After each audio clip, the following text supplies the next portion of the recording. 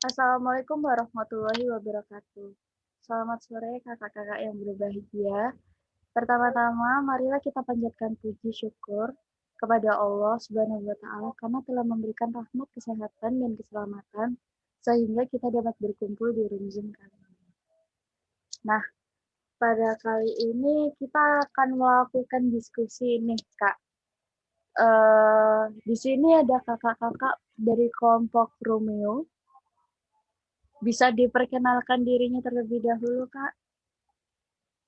Nama saya Ivan Caesa Ramadan dari kelompok Romeo. Perkenalkan, nama saya Muhammad Syahril Hartadi dari kelompok Romeo. Nah, saya sendiri Ika Yulianita yang akan bertugas sebagai moderator pada hari ini. Dan rekan saya bernama Farah Anissa yang akan membimbing jalannya diskusi kali ini dengan saya. Nah, dari abstrak yang telah dipaparkan oleh Kak Ivan dan Kak Syahril sekarang ini, apa sih Kak subtema yang diambil dari sini?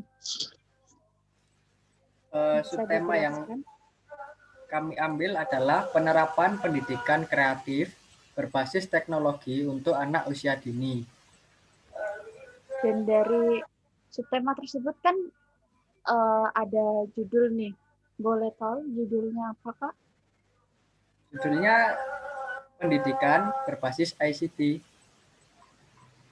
Wah, sepertinya menarik ini Kak Insa. Lumayan. Menarik sekali. Gimana kalau kita ajak diskusi sedikit sama mereka? Boleh. Oke. Dari judul Kakak ini pendidikan berbasis ICT. Wah, berarti kita belajar dengan teknologi nih, Kak. Betul. Alasannya kenapa sih, Kak, memilih topik ini, kalau boleh tahu? Kalau menurutku ya, teknologi pendidikan dirancang untuk membantu memecahkan permasalahan pendidikan sehingga mampu memberikan manfaat dalam upaya peningkatan kualitas pembelajaran. Berbagai bentuk pengalaman belajar, baik yang dapat dicapai di dalam kelas maupun di luar kelas. Dan pesan-pesan pembelajaran dapat dikemas dengan memperhatikan kaidah serta prinsip teknologi pendidikan. Dengan pemanfaatan teknologi pembelajaran, diharapkan pesan pendidikan dapat dikemas lebih sistematik baik dalam kemasan fisik maupun maya, yang tidak lagi dibatasi oleh dimensi ruang maupun waktu, sehingga dapat diterima oleh peserta didik dengan baik, mudah, dan meluas, serta menciptakan pendidikan yang menyenangkan, fleksibel dalam dimensi waktu, ruang, serta mengembangkan potensi peserta didik secara individual. Selain memberikan manfaat, teknologi dalam bidang pendidikan juga memberikan beberapa hambatan sehingga menimbulkan dampak positif bagi pendidikan. Itu sih menurut saya. Wah, berarti kita nih belajar nih Kak dari pendidikan ini dikemas sebagaimana mungkin untuk dijadikan suatu teknologi atau gimana Kak? Gimana? Kan dari yang telah kakak paparkan itu berarti kan otomatis suatu pendidikan tersebut kayak kita nih belajar mengajar itu dikemas sebagaimana mungkin dijadikan suatu teknologi nih Kak. Ya, betul. Lalu kan dari alasan pemilihan topik itu kan ada nih kayak kita tuh kita tuh dituntut untuk kita harus membuat inovasi baru nih dari topik ini. Kira-kira permasalahannya apa sih Kak? Begini ya, saya akan menjelaskan permasalahannya. Dan menurut saya, perlu kita ketahui bahwa perkembangan masa kini membuat kita menjadi dituntut untuk mengikuti perkembangan yang ada. Maka ditambah lagi dikarenakan adanya virus COVID-19 ini membuat segalanya menjadi semakin terhambat atau tersesat. Dari virus COVID-19 ini ada banyak faktor yang mempengaruhi kita agar mengikuti perkembangan zaman. Salah satunya pada faktor perekonomian yang membuat pekerjaan yang terhambat dikarenakan virus COVID-19 ini. Pada faktor lainnya, ada faktor pendidikan, membuat segala hal yang berbaur dengan pendidikan diharuskan untuk semuanya melakukan secara online. Selain itu, banyak orang merasa bosan karena belajar online terus-terusan, yang disebabkan karena banyak siswa yang sering membolos daring, tidak tepat waktu, karena tugas yang diberikan oleh guru atau dosen itu terlalu banyak, sehingga membuat mahasiswa atau siswa itu menjadi malas. Dari permasalahan tersebut, membuat kita diharuskan untuk membuat hal-hal atau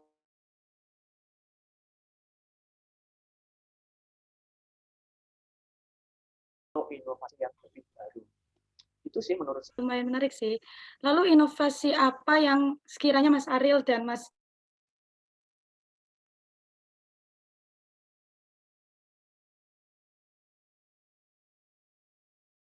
Ivan akan wujudkan?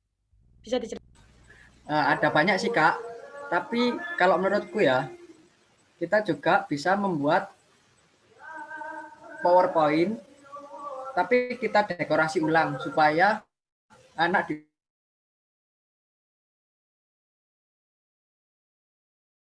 di usia dini itu lebih tertarik.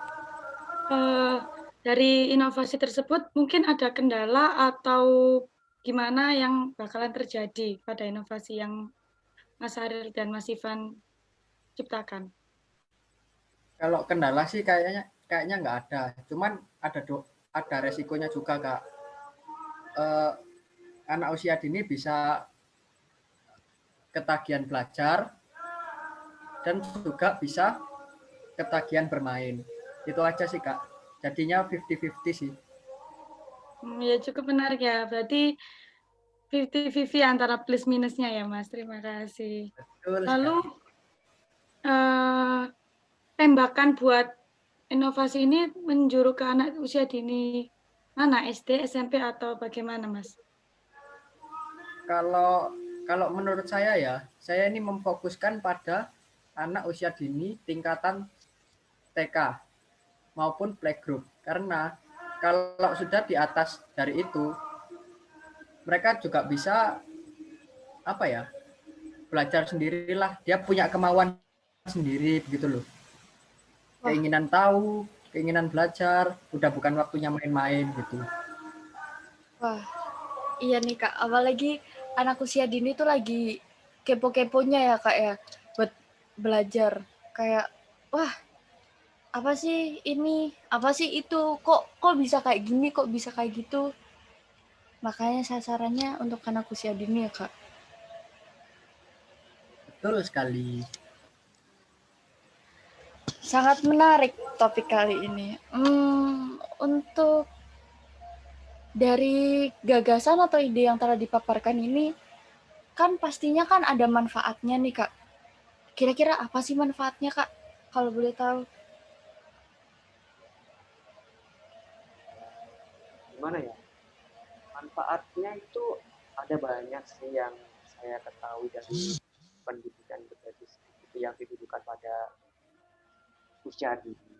Ya salah satunya dari di atas atau gagasan yang dipaparkan oleh Mas Ivan tadi.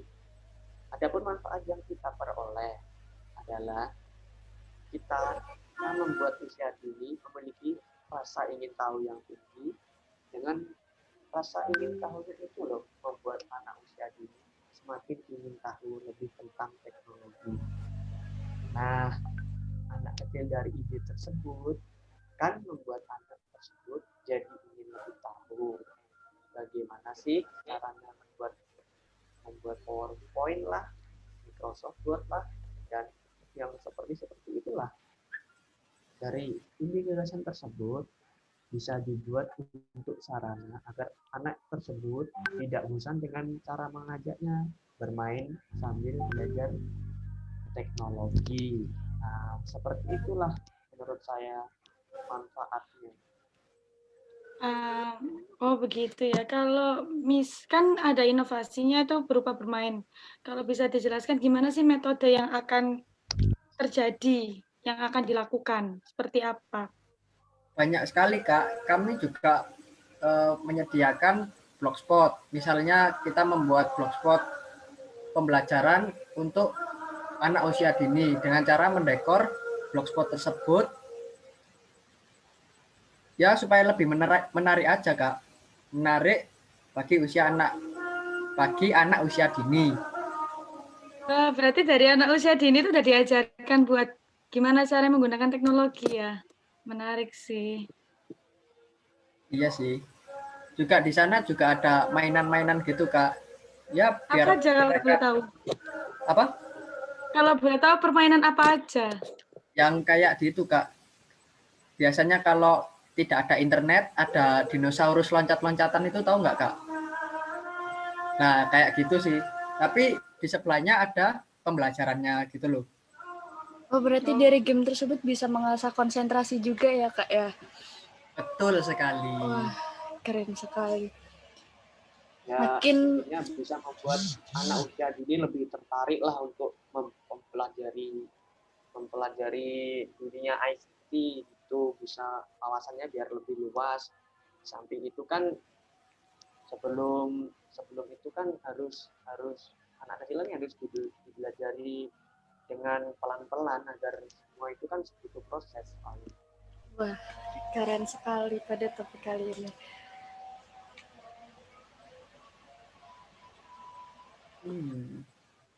Kalau tentang ini berarti nggak butuh ruang-ruang khusus ya buat tempat mereka bermain atau gimana, nggak butuh ya, cuman butuh teknologi aja ya.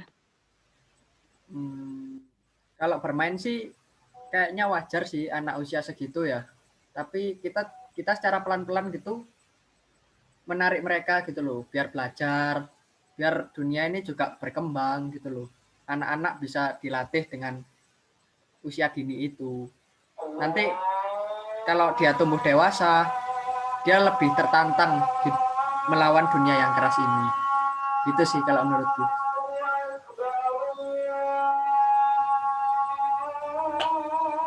Oke, baik Kak. Keren sekali untuk ide atau gagasan yang dipaparkan kali ini. Karena kan apalagi sekarang ini kita ini sebagai penerus bangsa ya Kak ya. Kita diharuskan untuk memiliki inovasi-inovasi baru, diharuskan untuk menjadi pribadi yang kreatif, apalagi nanti sasaran kita kepada anak usia dini. Dari teknologi tersebut, apakah ada nih Kak untuk sasaran ke anak-anak yang selain anak usia dini nih Kak? Kira-kira ada nggak Kak?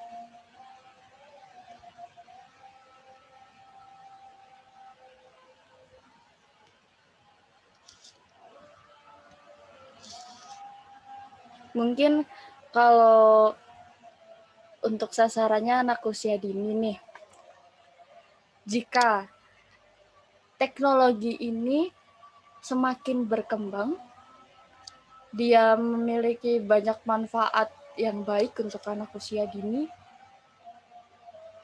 Kalau misalnya mau dikembangkan lagi untuk selain anak usia dini, mungkin anak SD atau SMP, adakah kemungkinan gitu untuk dikembangkan lagi, Kak? Mungkin sih ada, tapi kita juga harus mencari apanya ya kalau dibilang mencari targetnya gitu loh. Ini kita harus mencari kesukaannya dulu. Anak SD ini gimana sih biar bisa tertarik gitu loh. Kita harus gimana gitu loh. Mungkin sih bisa. Intinya harus membuat kayak inovasi-inovasi ide-ide yang baru biar anak-anak usia segitu kan bisa kayak senang, bisa, tapi harus pelan-pelan lah, semuanya itu butuh proses. Baik, Kak. Oke, Kak Nisa. Berat ya diskusi kali ini, tapi sangat menarik sekali topiknya. Cukup menarik. Terima kasih buat terima kasih untuk Ya, Kak Kak Ivan dan Kak Ya. Ariel Kak bisa Syahrial. menyempatkan waktunya. Bisa Terima kasih. diajak tanya-tanya sama kita ya Mbak Ika ya. Aduh, iya Kak. Iya, baik. Kan Mbak Papasan kita sama Kak Ika. Iya nih. Nah, Ya, kita Terima bisa kasih tahu juga. nih. sedikit sih pengetahuan yang saya Sudah membantu saya menjalankan ini, menjelaskan Iya. semua itu. Sama-sama Kak Ivan, Kak Ariel. Mungkin bisa ditutup Kak Ika untuk diskusi kali ini. Baik, kakak-kakak, demikian tadi hasil diskusi kali ini dari kami.